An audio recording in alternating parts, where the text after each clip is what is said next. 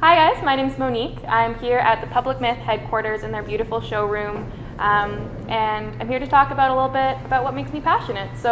I started my fitness journey quite a long time ago. I was in sports very heavily as a kid. I did track and field, and everything in my life was really geared towards that one goal, towards getting better in my sport. So my diet, everything even around school, around just my training, everything was so geared towards improvement there, and that lasted for a long time in my life, probably into like my early 20s, I guess. And once that ended for me, it was really a weird time. It was a time where I didn't have any more goals. I didn't really have anything I was working towards, and a lot started changing for me in terms of just my motivations and what I was looking for out of being fit and healthy. And I transitioned more so into a bodybuilding kind of style. I was really like into the gym. I was eating a lot of protein, drinking a lot of protein powder, not necessarily feeling the best. So then it kind of, again, I reevaluated. I looked at what I was doing in my life, and I was more so looking towards longevity and towards making small choices that are better for me in the long run. So I started listening to my body a lot more. I started setting smaller goals and doing cool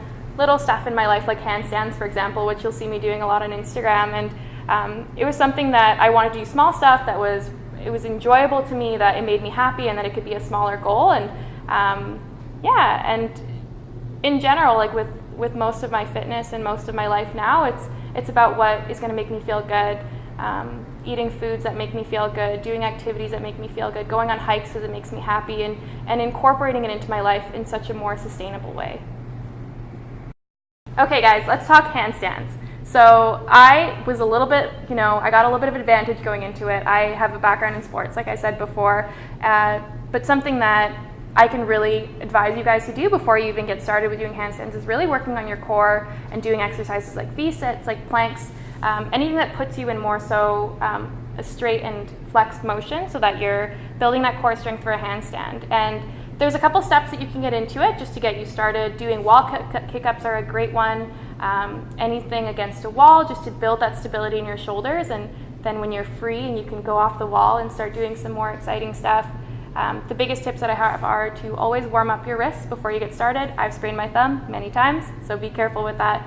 Do a couple circular motions. You can shift around your weight just on all fours so that you're warming them up. And the kind of key stuff with handstands is making sure your body's in line. So your shoulders, your wrists, are going to be right below your shoulders.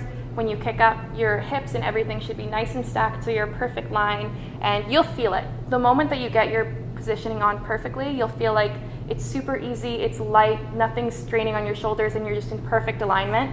And from there, you can start getting a little bit more creative. You can do some, straddle handstands. Play around with it, guys. Like, take some initiative, be fun with it, and you're gonna fall a lot. You're definitely gonna fall a lot. I did, I know for sure. And there's so many awesome resources as well, and you can just start learning new tricks. You can do like headstands, all that stuff.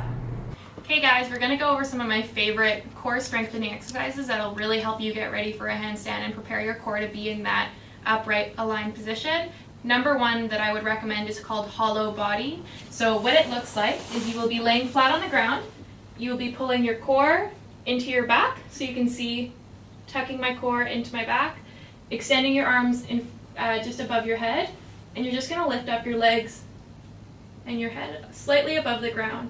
And your body, again, will be perfectly in line as if you were doing a handstand. I shake during this one because it's still really hard for me, but that's the number one that I would recommend. And then variations of that, you can get into doing V-sits, into pikes, anything that's really activating your entire core just to strengthen it. So I can show you guys a bit of a V-sit. Arms and legs extended fully. You're just going to come up and down. And that again is working the entire front side of your core, getting you ready to stabilize for a handstand. Okay guys, so we're going to go through a little bit of a warm-up for your wrist to get into a handstand.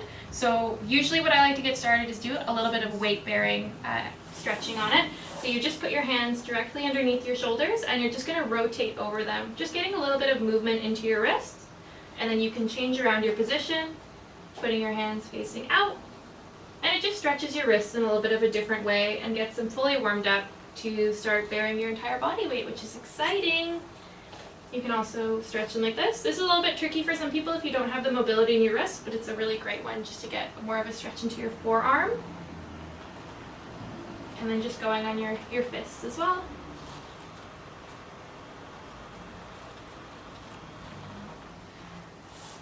And I also just do some more wrist circles as well, just to, again, open up those wrists, get some mobility in there. You can do a little hand holding with yourself to get excited. Yeah, and then, again, this is really important in injury prevention, getting your wrist warmed up, preventing sprains, especially if you're newer to it or if you're a seasoned handstander. It's really important to make sure that you're taking care of your joints as well when you're getting started.